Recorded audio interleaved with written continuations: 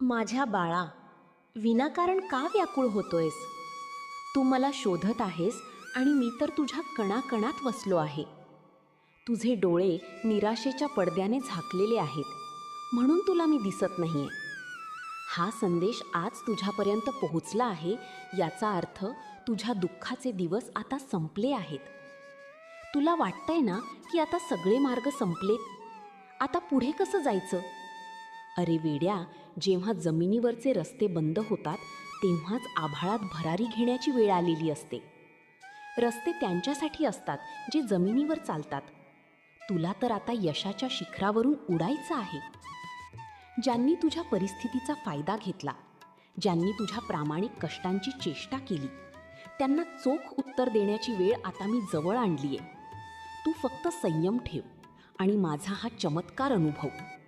ज्या संकटांनी तुला आजवर रोखलं, त्याच संकटांच्या दगडांनी मी तुझ्या भविष्याचा भक्कम पाया रचतोय. हे 4 शब्द आज तुझ्या काळजात कोरून ठेव. 1. अतूट. आता तुझा आत्मविश्वास इतका मजबूत असेल की जगातील कोणतीही शक्ती त्याला तोडू शकणार नाही. 2. अनंत. तुझ्या आयुष्यात आनंदाचा आणि समाधानाचा असा प्रवाह सुरू होईल ज्याला कधीच खंड पडणार नाही. 3. यश. तुझा संघर्षाचा काळ सरला आहे, आता फक्त विजयाचा काळ सुरू झाला आहे. 4. वैभव. तुझं यश बघून जग थक्क होईल आणि तुला कमी लेखणारे मान खाली घालून निघून जातील.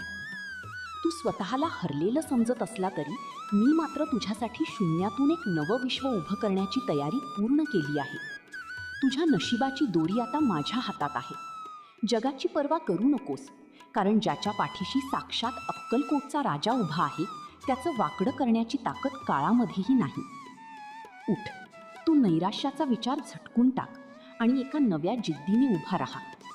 तुझ्या नसांमधल्या रक्ताच्या प्रत्येक थेंबात आता माझी शक्ती आहे. संकटांना घाबरू नकोस, डगमगू नकोस. तुझं नशीब बदललंय, तुझं जग बदलतंय. भिवू नकोस, मी तुझ्या पाठीशी आहे.